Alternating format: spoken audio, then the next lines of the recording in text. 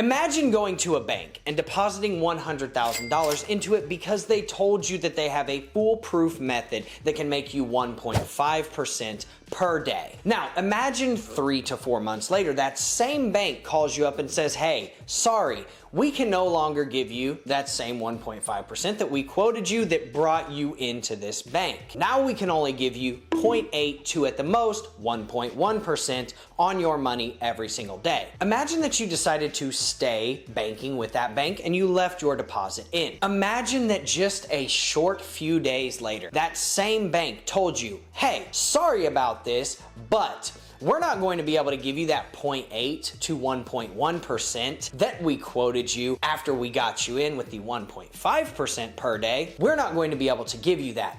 But what we're going to give you is a variable APR every single day, whatever it is that we make. And I apologize that it's like this, but we accidentally may have ran a Ponzi scheme at the very beginning of this. And by the way, 40% of all of your money is now gone. All of the deposits that we brought in are now worth 40% less if people want to take their money. Sorry about that. And then they gave you the option to take out your money minus that Ponzi gap. How would you feel about that? Would you feel great? Would you feel awesome? My guess is probably not. Now, why does this matter? Because this exact scenario is almost verbatim what happened with one minor caveat with Wolf Capital. Now, they are also not only going to lower your APR after they brought you in with these high APRs that they were quoting. Not only do they have 40% less of the funds that they actually have compared to the deposited funds that were brought in,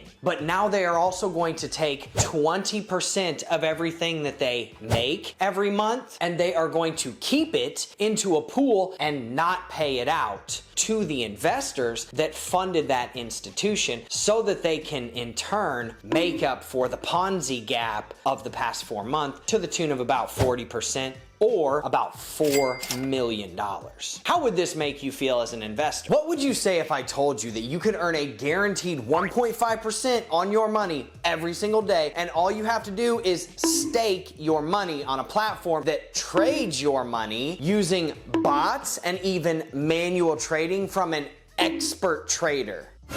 You would probably say that this type of return doesn't sound possible, right? And it sounds a lot like a hedge fund and things that we've heard a million times before. But let me put your mind at ease. Apparently it is possible with these guys, and it is not a hedge fund that has to be registered because they have the smartest attorneys in the game, bull blockchain lawyers or something like that, very impressive, and have incorporated themselves in the Virgin Islands. Nothing to see here. I guess what the New York Attorney General said about people doing business with the United States citizens and adhering to United States laws doesn't apply here, guys. They're the exception to the rule, apparently.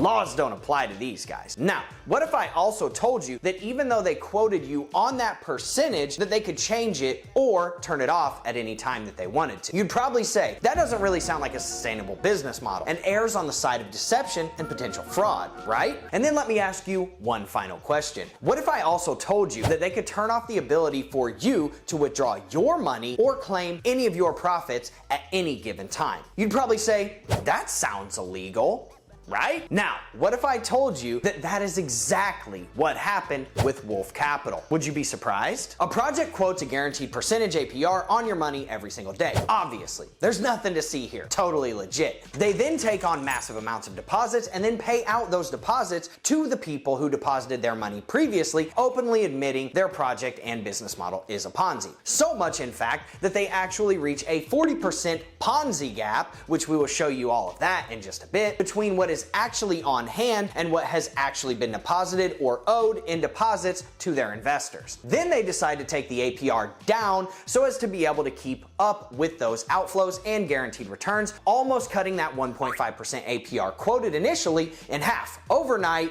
Period. The next logical move was for them to obviously turn off the ability for you as investors to withdraw funds and to not distribute out any profits or allow people to claim or compound or deposit any other money. And they definitely shouldn't make a formal announcement or anything as they do this. They should totally do it on a voice chat channel in a Telegram right in the middle of the day and then let the community go and spread the news like a wildfire. And the very obvious next step was to make sure that when they did in fact turn on the deposits again, that there was a big enough tax to take your money back out that you either think twice about doing it and taking the loss, or you lose a substantial portion of your deposit in the process, to the tune of about 20 to 40% and potentially more if you take into account the 10% that they take right off the top of your deposit as soon as you bring it in. And we have numbers to back this up, so make sure you pay attention for math class. And lastly, what if I told you that the founders of this project, one that is unapologetically anonymous, probably so that he can continue to use slurs inside of the Telegram group, making fun of people with intellectual disabilities and calling his investors the hard R word multiple times, have been linked to at least 4 other failed projects, outright blunders, and potentially scams due to deceptive business models and practices. Had you known about those, you could have almost assumed a bait and switch was in order over here, but maybe not. Maybe that's not what's happening. Let's give them the benefit of the doubt. But I think we can all agree it's not looking good, huh? You would probably think that I am being facetious, joking, or that this content is satire in nature. Unfortunately, you would be wrong on this one. This is exactly what happened at Wolf Capital, literally within the past couple of days. And we have some serious math to do in this video, so pay attention to DrewTube because it's about to get wild. We are going to get into all of the legalities behind the Wolf Capital project, all of the things that you did not think about. Not fret, my friend, because I have your back and have thought about them all. But before we get into all of that, obviously, make sure that you smash that like button. Make sure you hit subscribe. Boom!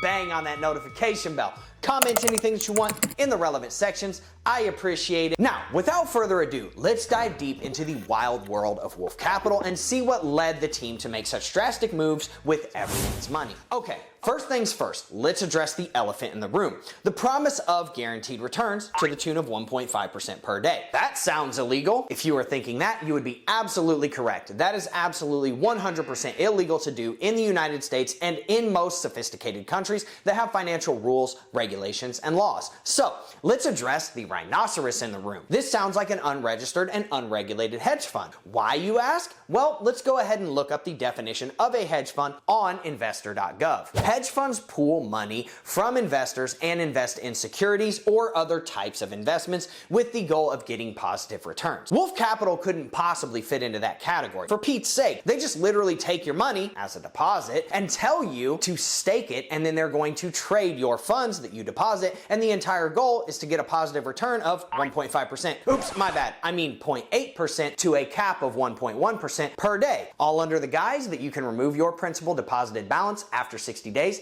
if you wish. Yeah, I think we can all read the tea leaves on this one, so I'll let you be the determining factor for yourself. Let's address the third large mammal, since we are running out of clever euphemisms to reference. Everybody signed up, or at least the majority of people, over Wolf Capital's 4-month storied tenure for a 1.5% a day return on their money and the ability to get their initial deposit back after 60 days. We now know that that is not going to be the case. The 1.5% return has been basically cut in half overnight, and just as quickly as those returns were cut in half, so were the ability to withdraw your funds. Now, there is a silver lining to the story, so I want to be clear on that. You will potentially be able to withdraw your funds, hopefully, in their words, on Monday, July 10th. Here's the bad news, though. That withdrawal comes with a massive tax due to what they are calling a ponzi gap. So what does that mean? There will likely be anywhere from a 20 to 40% deficit on your deposited funds, so they cannot afford to pay you out everything that you put in. So that means if you put in $100,000, you could potentially get $60,000 to $80,000 worth of your deposit back. Well, that's not awesome. They are doing this under the guise of a tax, but let me tell you one thing, it is not a tax. A tax is an exchange between parties. They are just simply not going to give you your whole deposit. They are not going to take $100,000 out of their account, then give you $60,000 to $80,000 of it, and then keep the other $20,000 to $40,000 of it, because the other $20,000 to $40,000 of it does not exist. They are just simply not going to give you all of your money. That means this is not a tax, but it is simply them not offering you all of your money back when they said that they would, and that they would be backed with all deposits. Well, that doesn't necessarily sound legal. That almost sounds like fraud. These are not accusations, and these are not baseless arguments. This is just someone putting pieces of a puzzle together and offering up an opinion on what this all sounds like. Considering we've seen this a bunch of different times in the market, I don't think that those conclusions are unwarranted or unfounded either. They have openly admitted to being a Ponzi scheme multiple times, on camera, via voice recordings, in text, etc. Well, that sounds illegal too, doesn't it? Why? Well, let's go to legalmatch.com and ask, are Ponzi schemes legal? Ponzi schemes are not lawful. They are a kind of securities fraud and are a criminal violation. Now, these guys will hide behind the, oh, we're only 20% Ponzi, but math, very simple math, states otherwise. So let's do some simple math, shall we? Going back to 3rd grade. The numbers as of July 5th of 2023, when the announcement was made to stop all withdrawals, deposits, claims, and compounding, is that the total deposits, obviously less their 10% fees, is $9.289 million. If you take into account their fees, it's actually $10.32 million deposited, and the team has captured $1,032,000 in USDC, almost 20% of what has been paid out. And we're gonna talk about why I say paid out in just a minute. The total staked, as per the website on the same date, is $7,575,453. The total balance in the trading account from their own screenshots is $5.173 million from the latest screenshot. So the deposits compared to their balance is $9.28 million in deposits minus the $5.173 million left over in their accounts, means that there is a $4.1 million gap in between what was deposited and what they actually have. That, my friends, is 44% down. And they have only paid out about $700,000 to $1.2 million in actual profits, most of which were compounded, and there's no statistics on that if you go to the Dune Radar thing. That would be a great statistic to have now, wouldn't it? Because that tells you how much of that money was actually paid out and how much of it just got recycled back into the protocol. Now, the stakes compared to the balances is $7.575 million minus $5.173 million, which is what they have on hand. That is negative $2.584 million, down by 34.11%. Now, there have only been $828,000 in withdrawals through the lifetime of this, and there are $928,000 worth of funds that are available for unstaking. Do you take that out of the staked balance? Because if you do, then that's not accurate, because those are technically still staked. So the math works out like this: 828,000 plus 928,000 equals 1.756 million, plus the staked balance that you quote of 7.575 million equals 9.331 million, just over the total deposits that you're quoting on the website, within about 40,000. So technically, the numbers would actually be as such. The total staked, accounting for the ones that are available for unstaking but have not been unstaked and claimed, $8.503 million.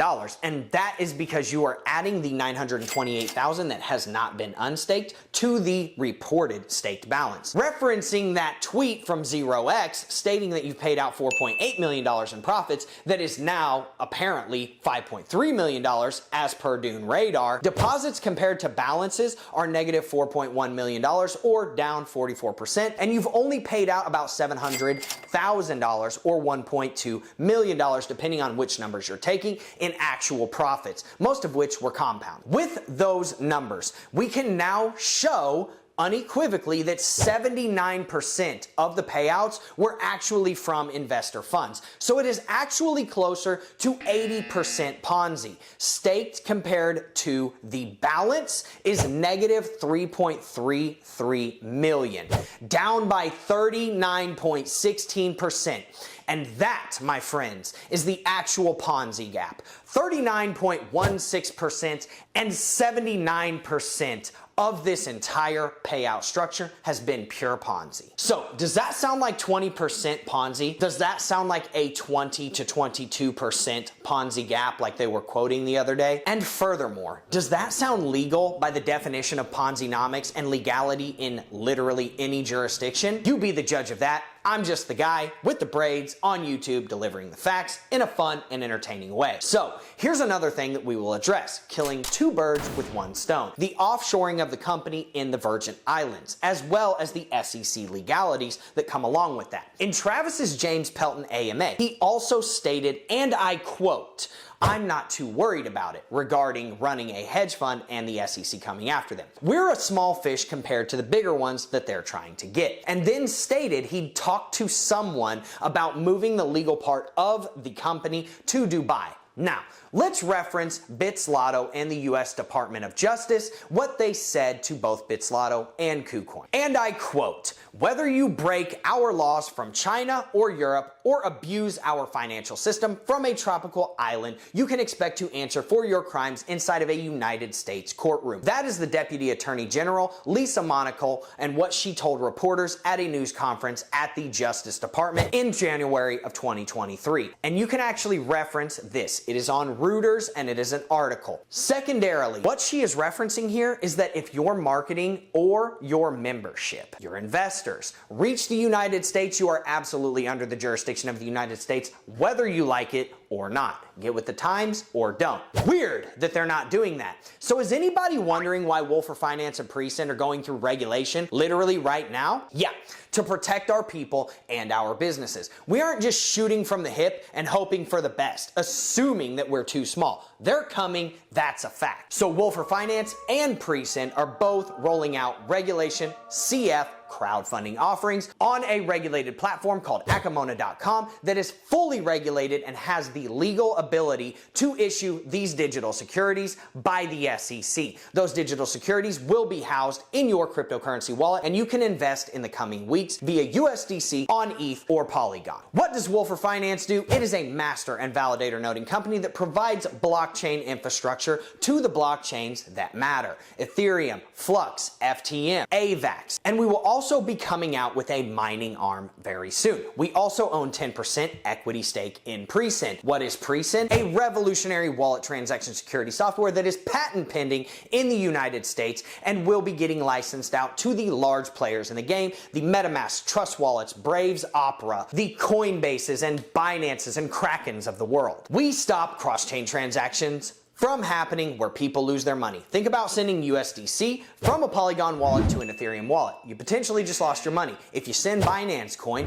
to Coinbase Exchange, you definitely just lost your money. With PreSend, that doesn't happen. Go check us out, follow the channel, and make sure that you're ready when those offerings open. Now, we see this type of stuff happen all the time. Things start to spiral out of control, crumble, whatever you want to call it. The teams bring down their returns, they freeze assets, they lock people's ability to control anything. It's a tale as old as time, and this one is absolutely no different. They chopped the returns in half in short order. When that didn't work, they turned off the ability for people to take their money out. The contract even fell to a zero balance, and this is the way that people would take their money out of the protocol, by either claiming their profits or unstaking their money after the 60-day period. And that actually happened, where the contract went to zero multiple times in one day, and it's happened before, and this happened just as recently as this week. Now, we are seeing it all unfold in real time. This is very predictable a lot of times, and it is unfortunate that it is happening nonetheless. Hopefully they turn it around, but I would make no guarantees on that. As far as the previous 4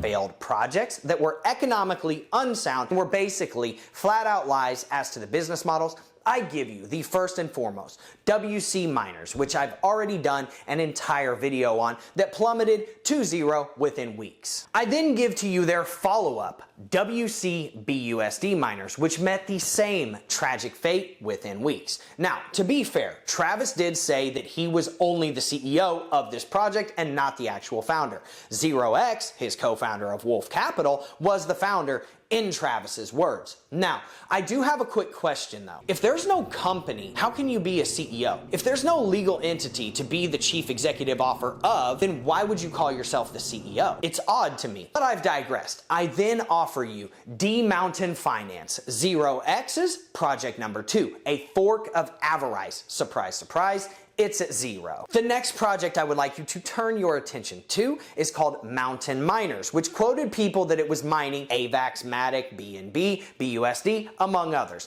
We all know that you can't mine any of those coins because all of those coins are either validation chain coins or they are tokens on those chains that can't be mined. And if you don't know that, go look at my previous video on WC Miners. I explain it very thoroughly. And again, surprise, surprise, D Mountain Finance and Mountain Miners both went to zero. Go check them out. Now, let's get into the only good and potentially promising news for anyone that is involved in this Wolf Capital fiasco. Travis says that they are going to give people the ability to start unstaking and withdrawing their funds on Monday, July 10th. We will see how that pans out, but until it gets turned on, I wouldn't bank on. He's also stating that no one is going to be getting distributed any profits this week or next week, and that those profits will come in the following week. Surprise, surprise. And let's not even get me started on the discrepancies in the numbers. That is something that we will probably save for a later date. But if you know, you know. Go do your own due diligence and see where all this money is coming from, even though I've potentially done the majority of that research for you. Wolf Capital reached out to me for an AMA. I asked them when we are going to do it. They still have not given me a set date or time, but they said July 7th or later. Is the day of reckoning coming? We have no idea yet, but we will all be eagerly and patiently awaiting to see how this all plays out. I wish people all of the best. We hope that this doesn't plummet into oblivion because it will hurt a lot of people in the process. But with that, I wish you all good fortune and all of your investing endeavors to be prosperous, and all of the best to Wolf Capital in hopes that they can pull this one off. Now, if you like content like this, obviously, make sure you smash that like button. Make sure you hit subscribe. Boom! Bang on that notification bell. Comment anything that you want in the relevant sections. I appreciate it. Thank you so much for showing up to this video. I will see you in the next one. Have a good day, everyone.